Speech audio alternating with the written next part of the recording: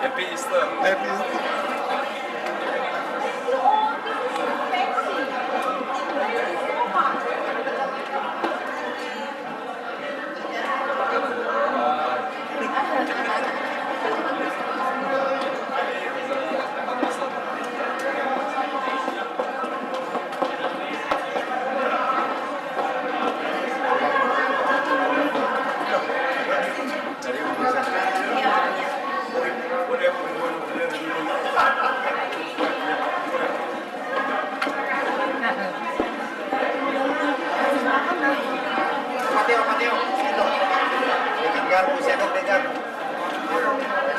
Dia kan pasti di sini, jadi nanti belakangan akan melihat itu aja.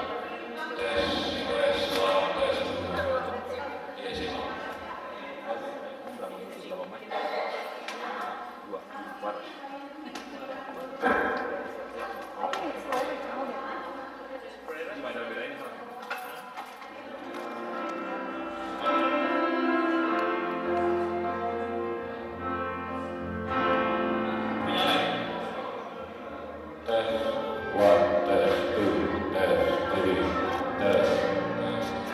Something opening. One, test, test, two, test, three. Test one, test two, test three. Tes 1, 2, 3 tes. Test one. Jawabnya buat ini aja sih. Kalau pakai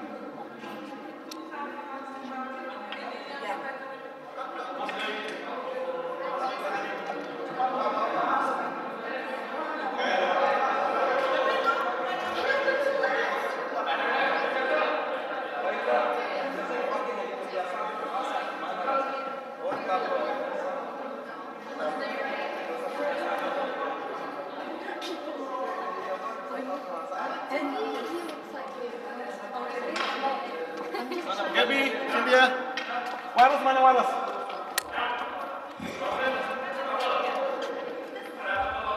Apa?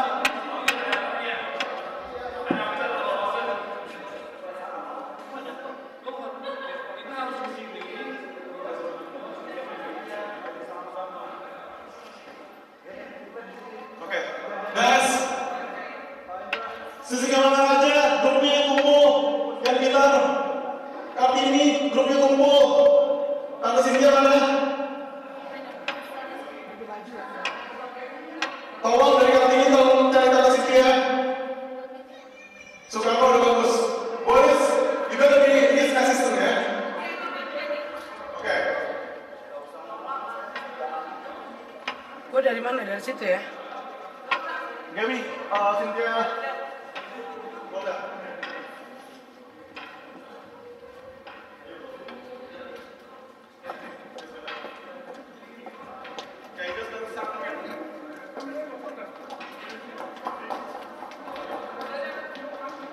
Kahana, Kahana.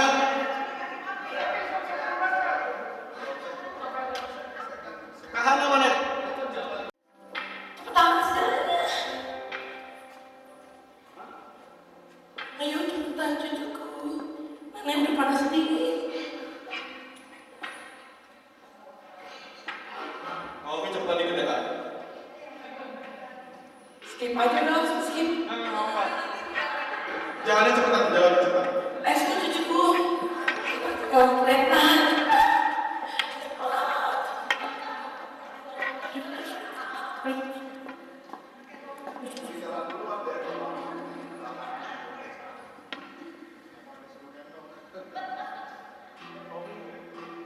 Terus, cepetan. Cucu-cucuku, kalian tahu hari ini nenek bawa kalian ke sini dalam rangka apa?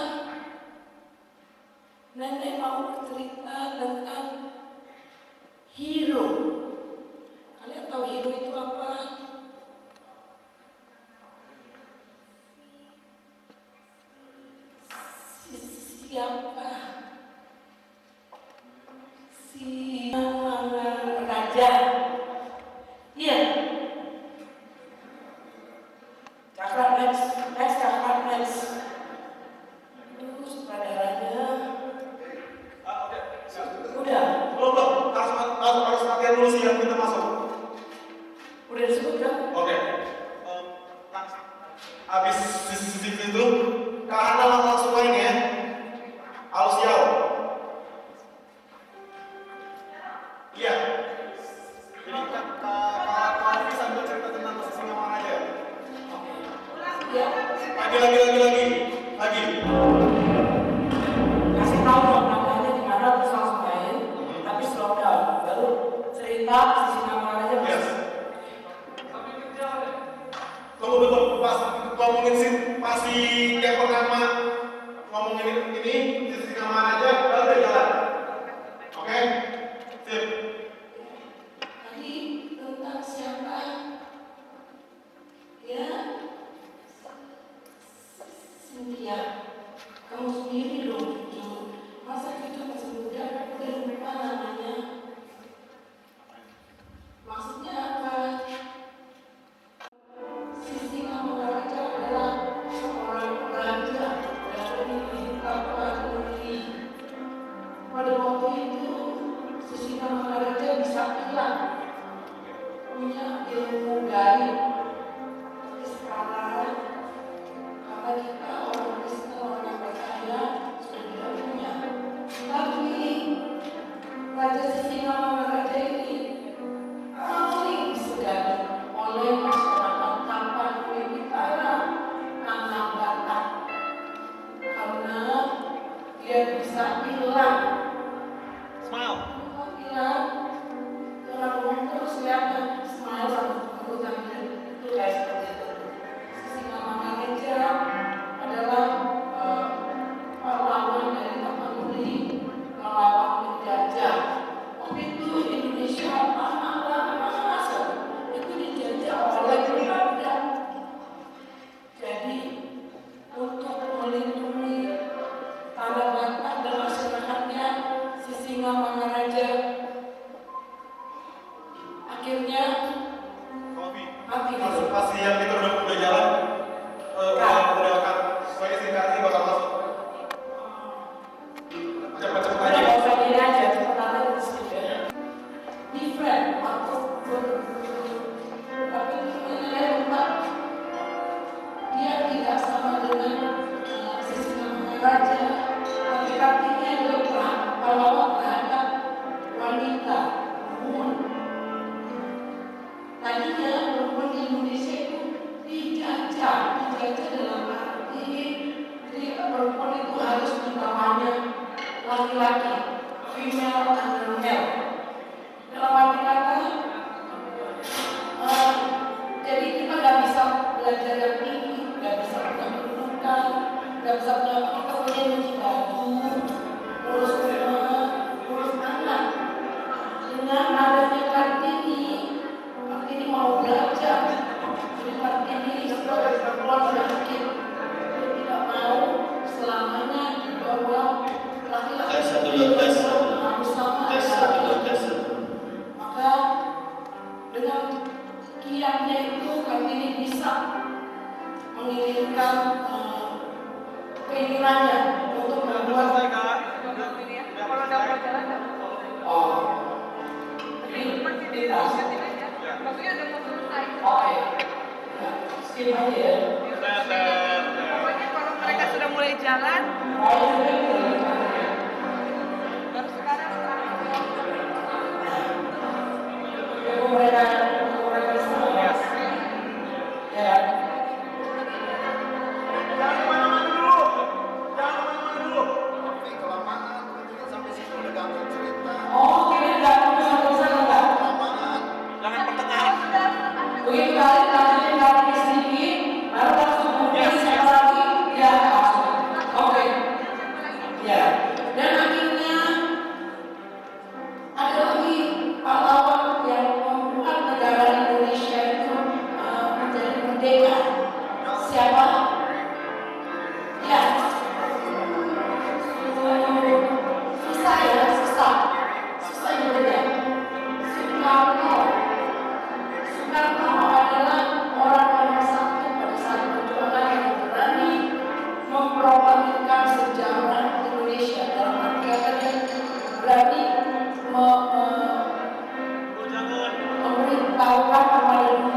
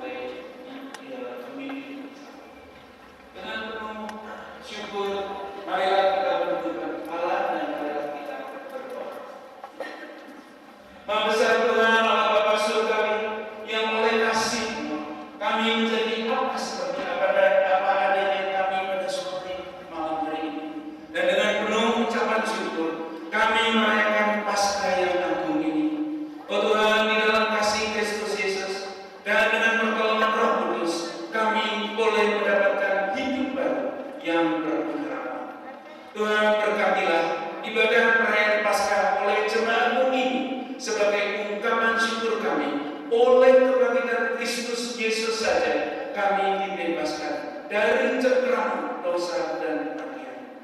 Tuhan, perbarulah hidup kami agar menjadi anak-anak terbesar bagi kesaksian dan kemuliaan nama-Mu saja, Kristus Yesus, Juru Selamat yang hidup. Dan di dalam nama Tuhan Kristus Yesus, Gembala yang agung, Sahabat yang setia, Tuhan dan Juru Selamat kami berdoa. Amin. Haleluya, puji Tuhan.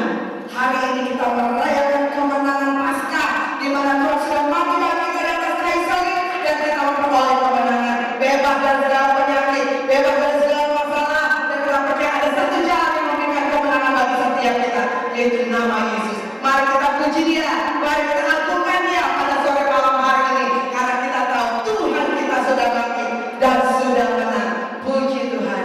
Haleluya.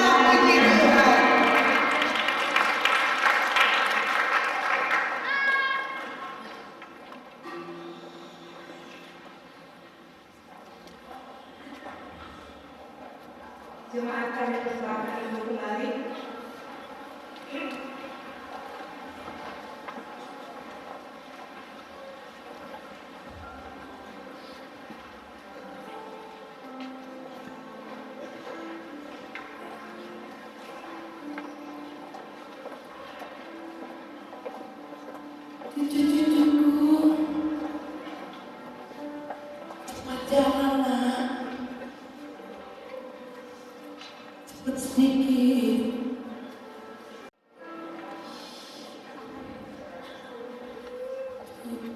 Tadi kita tempat duduknya di mana cuy ya? Kok udah berubah sekarang ya? Udah kayak zaman dulu, tapi kita masih kosong cuy. Kita duduk di mana nih?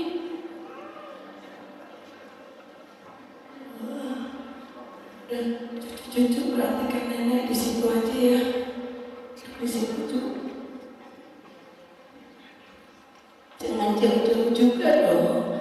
Nenek jangan ditinggal. Cuy, nenek cuma mau cerita. Ini orang-orang pada ngeliatin nenek ngapain ya? Ya, nenek karena banyak orang nenek seneng juga biar semua orang tahu cerita sejarah. Nenek mau talking about history. Nenek udah lama belajar bahasa Inggris tapi cuma dikit-dikit. Pas udah ngomong ini baru tahu dikit-dikit. Cuy, kalian sama orang tua kalian sudah diajarkan sejarah Indonesia, sudah tahu pahlawannya, tahu ya. Oke, siapa coba sebutin? Siapa cuy? Siapa? Jangan takut siapa? Si singa. Ya, sekali. Ya, si singa Mangaraja itu termasuk pahlawan itu. Ya, ini kita lihat ya describe-nya. Si singa Mangaraja itu adalah seorang raja dari tanah Batak. Kenapa dia disebut pahlawan? Karena dia pintar ilmu gaib. Dulu Indonesia itu dijajah sama Belanda. Jadi raja singa Mangaraja dan ilmu gaibnya dia bisa hilang. Tapi dia bisa menyelamatkan orang-orang di tanah Batak saat itu. Kemudian dia menjadi pahlawan dan menjadi raja yang disegani dan dikagumi oleh orang-orang Batak pada mereka. Ya, ini lagi yang rumahnya.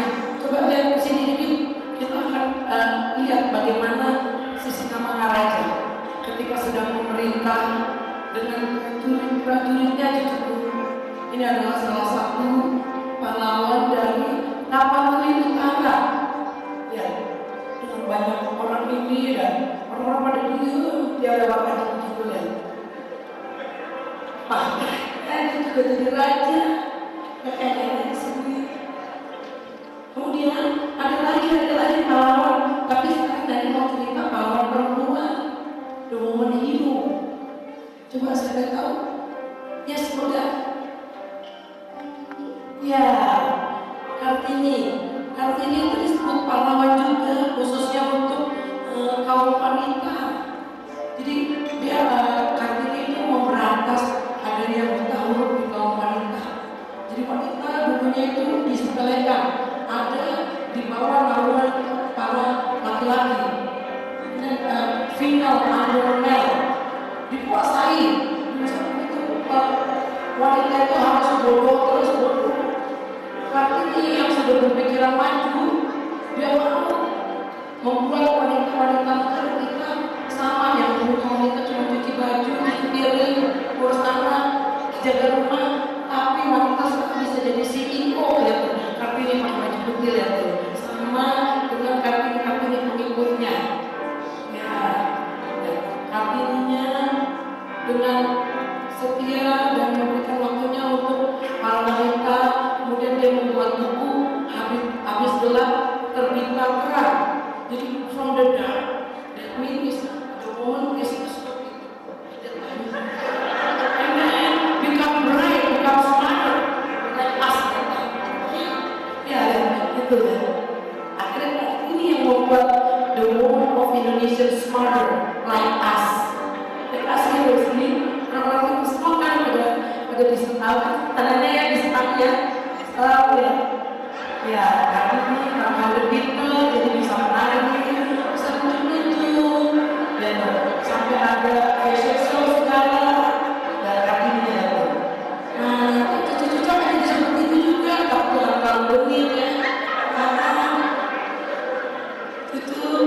Ya, tadi kami ini udah lama.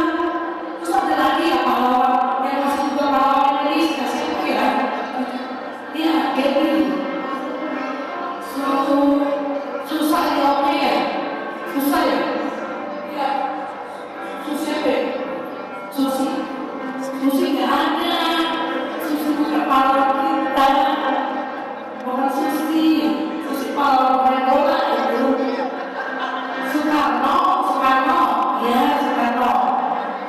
Soekarno ya. Kita lihat gambar Soekarno dan Cendela ada.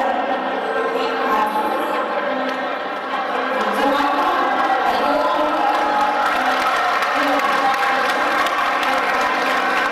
dengan makannya yang jengkolnya, dengan tambah petis, ini kayaknya kagum ya. Tapi kalau dulu kasusnya nggak benar. Karena lama-lama petis, jadi ini matanya dah, tapi nggak buka tuh sekarang.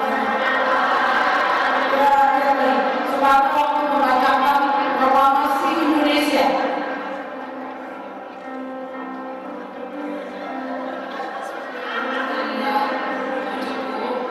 Waktu Soekarno membacakan proklamasi Indonesia, kalau itu gampang kita maksudnya itu pahlawan. Makanya sekarang dianggap menjadi pahlawan dengan asisten-asistennya.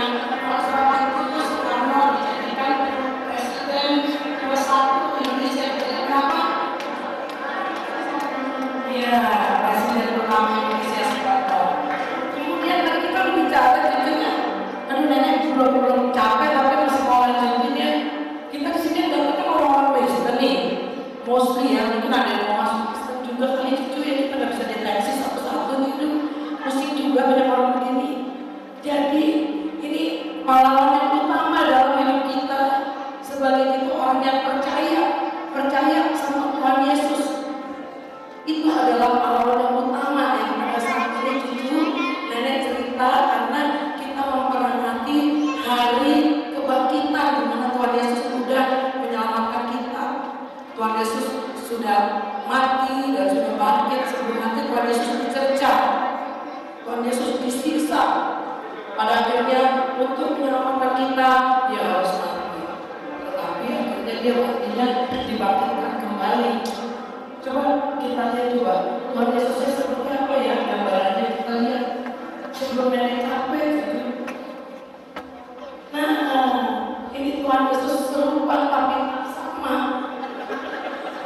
Ini Tuhan Yesus gambarannya dalam milenium. Sama seperti ini lah, pendek, seperti. Tapi Tuhan Yesus yang ada pada saat ini adalah gak serem. Itu adalah Maria dan yang selalu mengasihi Tuhan Yesus. Ini digambarkan Tuhan Yesus setelah bangkit dari kubur. Tuhan Yesus selalu sayang dengan kita sampai pada nanti Tuhan akan datang kedua kali nantinya untuk menghakimi kita. Ini Tuhan Yesusnya. Ini adalah gambaran bukan sebenarnya ya, bukan ya. Yang sebenarnya ada dalam hati kita masing-masing. Yang sebenarnya. Setelah Tuhan Yesus pergi dan jadi capek nih. Dan kita mau tidur dulu deh. Nanti kita lanjutin lagi ya. Jadi kita balik yuk. Capek aja nih. Aduh, dan jadi cepet deh paginya.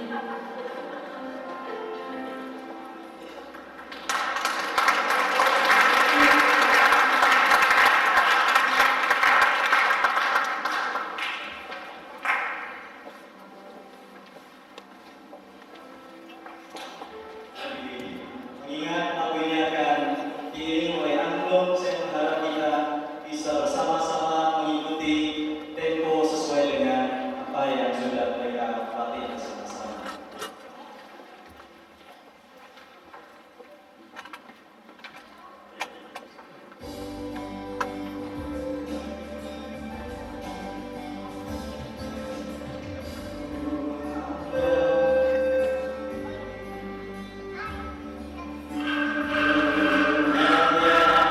Hanya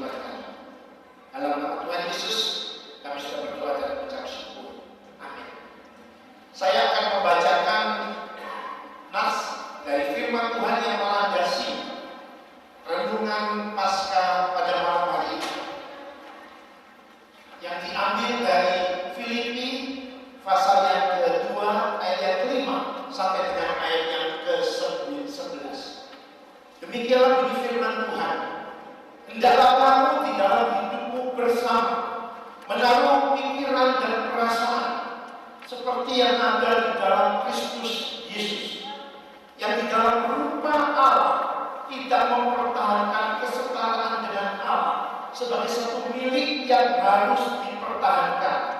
Mereka telah mengosongkan diri dan mengambil rupa seorang hamba dan menjadi sama seperti manusia. Dan di dalam keadaannya sebagai manusia, ia telah taat bahkan sampai mati di atas kayu salib. Oleh sebab itu, Allah sangat meninggikan dia dan mengaruniakan kepadanya nama di atas segala nama, supaya dalam nama Yesus bertekuk lutut segala yang ada di langit, yang ada di atas bumi, dan ada yang di bawah bumi, dan segala lidah mengaku Yesus Kristus adalah Tuhan bagi kemuliaan Allah Bapa. Bapak dan saudara sekalian, saya percaya hampir semua kita tahu kalau saya menyebut nama tokoh besar sejarah ini, Mohandas Karamchand Gandhi, atau yang lebih populer disebut sebagai Mahatma Gandhi. Mahatma, jadi seorang yang sungguh-sungguh luhur. Mahatma Gandhi, seorang pahlawan besar dari India. Saudara sekalian, Mahatma Gandhi adalah seorang pahlawan besar yang berjuang melawan satu kemustahilan pada waktu itu. Kemustahilan memerdekakan India dari penjajahan Inggris Raya. Dan luar biasanya lagi, dia akhirnya berhasil, Bapak Ibu dan saudara sekalian, di dalam perjuangannya. Dia berjuang menghancurkan tirani belenggu penjajahan Inggris atas India tanpa meneteskan setetes darah pun. Kita tahu bahwa dia melakukan itu dengan apa yang disebut dengan nama politik ahimsa, tanpa kekerasan dan juga satyagraha. Jadi mempertahankan dan meraih satu kebenaran, yaitu memerdekakan India tanpa kekerasan. Ahimsa dan satyagraha itu memang adalah istilah agama Hindu.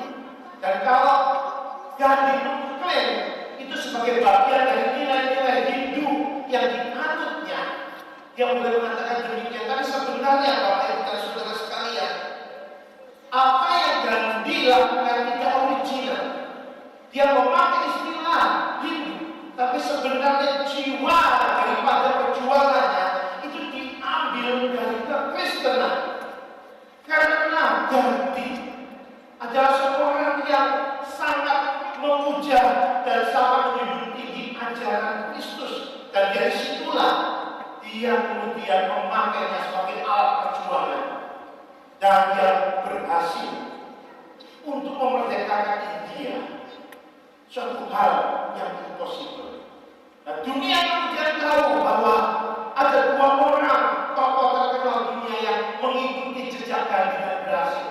Dia adalah Martin Luther King Jr., pahlawan hak asasi untuk orang-orang hitam Amerika, dan juga Nelson Mandela, memakai prinsip-prinsip Gandhi di dalamnya. Saudara sekalian, malam ini saya tidak akan berkhotbah tentang Gandhi, tapi saya akan mengajak saudara dan kita sekalian untuk melihat kepada satu tokoh yang menjadi pusat Paskah, satu tokoh yang oleh zamannya dianggap sebagai kriminal yang sangat rendah, penipu, loser, pecundang. Tapi sebenarnya tokoh inilah yang telah membuka, yang telah dengan dahsyatnya menghancurkan musuh terbesar dari umat manusia. Bapak Ibu dan saudara sekalian, kalau kita melihat di dalam kisah, di dalam kitab Kejadian pasal yang ketiga, kita tahu bahwa manusia telah melakukan satu dosa yang besar, satu dosa yang membuat manusia kehilangan gambar Allah.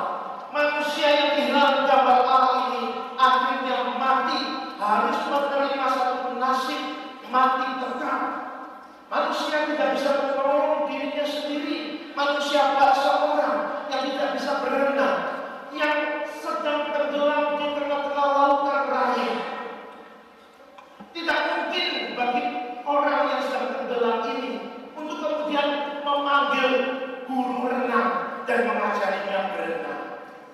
Dia memerlukan seorang juru selamat. Dan inilah yang exactly dilakukan oleh Allah di dalam Kristus yang mengasihi umat manusia yang telah berdosa, yang telah mengkhianatinya, yang telah mencoba untuk menghancurkan, untuk menurunkan Allah dari tahtanya, yang mencoba untuk mengkudeta Allah. Saudara sekalian, Filipi 2 ayat yang kelima sampai yang ke-11 yang saya bacakan pada awal renungan saya tadi. Lazim disebut sebagai Carmen Christi, himne tentang kemuliaan Kristus yang berisi ajaran kristologi soteriologi yang paling agung dan yang paling dalam. Inilah satu teologi yang berpusat kepada salib, yang berpusat pada Kristus yang direndahkan. Di dalam bagian ini kita melihat bagaimana Allah pencipta langit dan bumi, Allah di dalam tahta kemuliaannya dari kekal sampai kekal itu dikatakan tidak mempertahankan itu, tapi kemudian mengosongkan diri menjadi manusia Kristus Yesus di Nazaret. Bapak dan saudara sekalian, ini bukan berarti Allah berhenti menjadi Allah. Allah ketika turun di dunia, dia tidak menanggalkan kealahannya. Dia meninggalkan kemuliaannya untuk menjadi manusia yang sempurna, untuk menyelamatkan saudara dan saya. Dan di salib itu yang hari Jumat Agungnya baru saja kita peringati, di atas salib itulah Yesus Kristus diperintah. Setelah dia digelandang, setelah dia disiksa, setelah dia diludahi, setelah dia disiksa bak penjahat yang paling hina. Salib adalah simbol kehinaan. Salib adalah simbol kekosongan. Karena salib pada zamannya adalah simbol dari kehampaan, kehinaan, ketiada harapan. Karena seorang yang disalibkan, dia tidak memiliki harapan, dia tidak memiliki hidup lagi, dia mengalami satu penderitaan yang luar biasa. Seorang yang disalibkan adalah seorang kriminal yang benar-benar kriminalitas berat. Ada orang yang mengatakan begini, Kristen tidak perlu salib, karena seringkali salib itu bisa mengerti orang. Yang penting adalah Kristus itu menderita, itu yang penting. Saudara sekalian, ini tidak benar. Salib itu adalah hal yang penting. Kematian Kristus di atas salib sudah dinubuatkan. Dan kematian Kristus di atas salib itu adalah satu kematian yang menunjukkan bahwa Allah itu masuk di dalam sejarah. Dan di dalam satu titik di dalam sejarah umat manusia, Allah itu telah merendahkan dirinya untuk mengangkat manusia di atas kayu salib. Dan yang tersalib itu bukan hanya manusia, tetapi dia harus juga Allah. Our Savior is not only human but also Lord. Karena apa? Karena dengan demikianlah dia bisa menanggung dosa seluruh isi dunia dan kemudian membuka satu babak baru keselamatan bagi tiap umat manusia. Bapak Ibu dan saudara sekalian, Filipi 2 ayat 5 sampai 11 ingin mengingatkan saudara dan saya semua bahwa salib memang dipandang hina. Salib memang dianggap rendah oleh manusia, tapi justru di sana Allah datang. Di sana Allah menghancurkan kuasa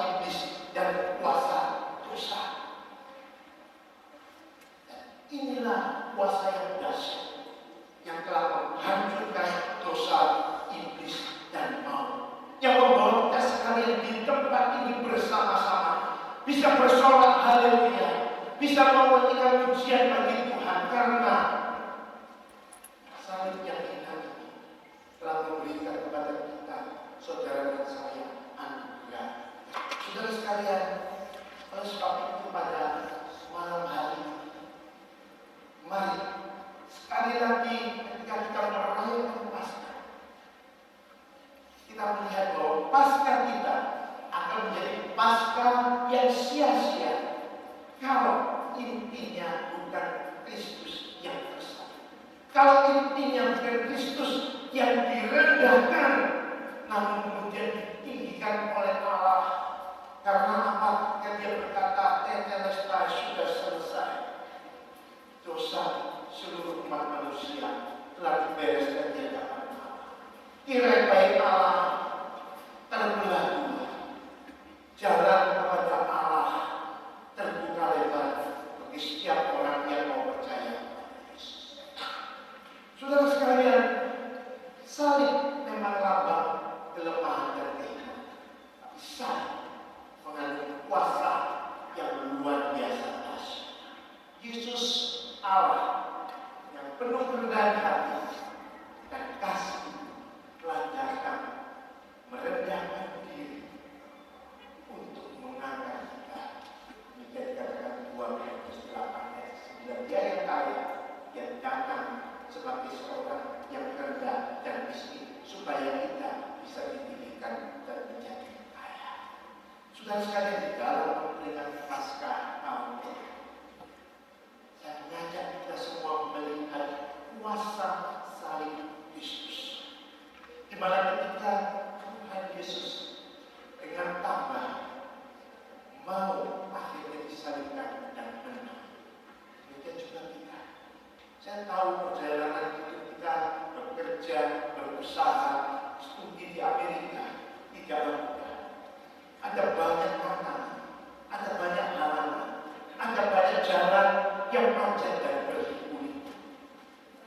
Saya tahu ada di antara kita, saudara dan saya saat ini mungkin sedang merasakan, oh hidupku begitu berat, oh masa depanku begitu suram. Mungkin masalah imigrasi, mungkin masalah pekerjaan. Saudara sekalian, saya mau bawa berita Paskah kepada saudara. Datanglah ke saya, datanglah kepada Yesus. Itu memang dianggap rendah oleh manusia, tapi itu adalah kekuatan Yesus.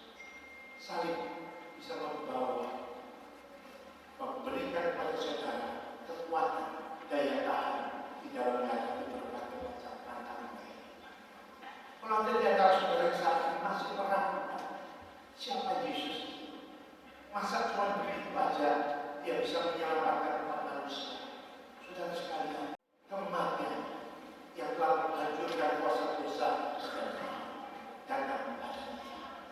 Saudara sekalian, biarlah Paskah kali ini adalah Paskah di mana kita memusatkan perhatian kita kepada Kristus yang adalah Allah yang mulia, tapi karena kasihnya dia mau datang, dia mau menghampiri kita di tempat kita yang hidup supaya dia bisa mengangkat kita.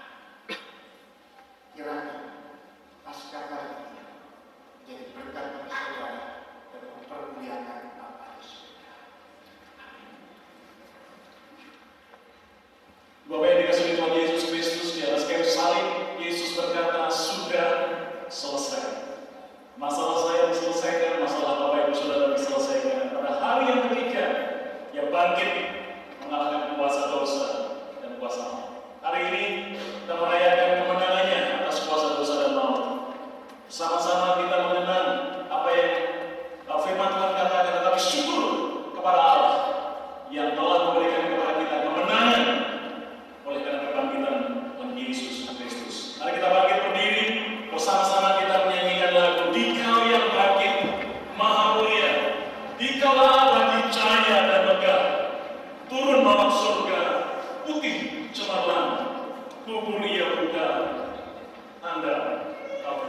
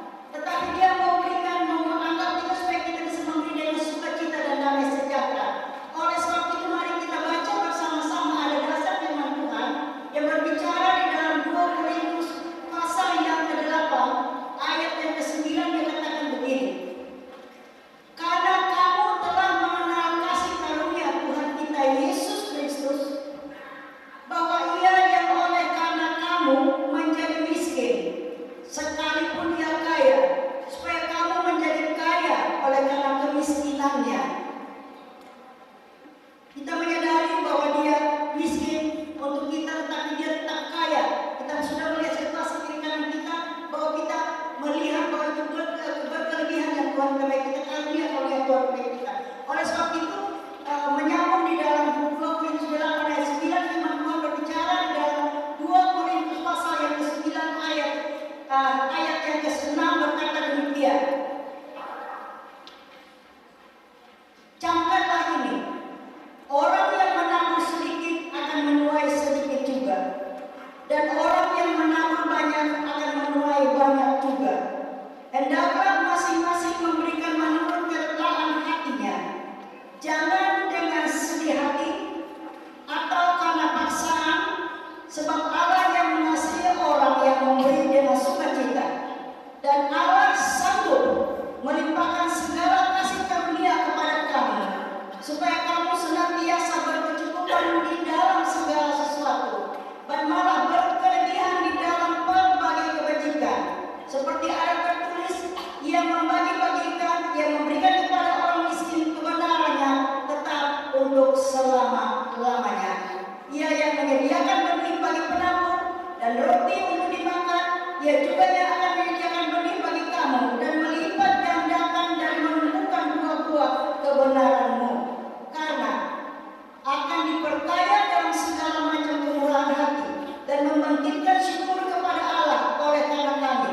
Sebab pelayanan kasih yang berisi pemberian itu bukan hanya mencukupkan keperluan-keperluan orang-orang kudus, tetapi juga melimpahkan ucapan syukur kepada Allah. Oleh sebab itu Bapak sekalian, biarlah masing-masing memberikan dari sukacita, tidak memandang kiri dan kanan, tapi mengucap syukur kepada Allah, karena Dia sungguh-sungguh luar biasa. Dia segala limpahan Dia berikan, maka kita kembalikan kepada Dia, tidak dengan duka dan paksa. Tuhan Yesus dipermuliakan. Amsal 3 ayat 9 menguatkan apa yang saya katakan, muliakan Tuhan dengan segala hartamu. Jadi bagian untuk memberikan persembahan dan memberikan pelayanan Tuhan adalah bagian untuk memuliakan Tuhan juga dalam kehidupan kita. Saudara, saya berharap supaya mari kita berdoa supaya di dalam saat hari ini apa yang kita taburkan, kita percaya Tuhan memberikan 30, 60, bahkan 100 kali lipat. Mari kita bersama-sama berdoa dan memohon semua apa yang sedang kita berikan ini untuk mempermuliakan nama Tuhan. Bapa, dalam nama Tuhan kami Yesus Kristus, saat hari ini kami hendak memberikan persembahan untuk pelayanan Engkau, khususnya di dalam BKS ini Tuhan. Segala yang hendak kami berikan, kami tahu bahwa Kau sudah mengasihi kepada kami. Maka kami hendak memberikan yang paling terbaik buat Kau Tuhan. Kami tahu bahwa bumi segala isinya adalah milik daripada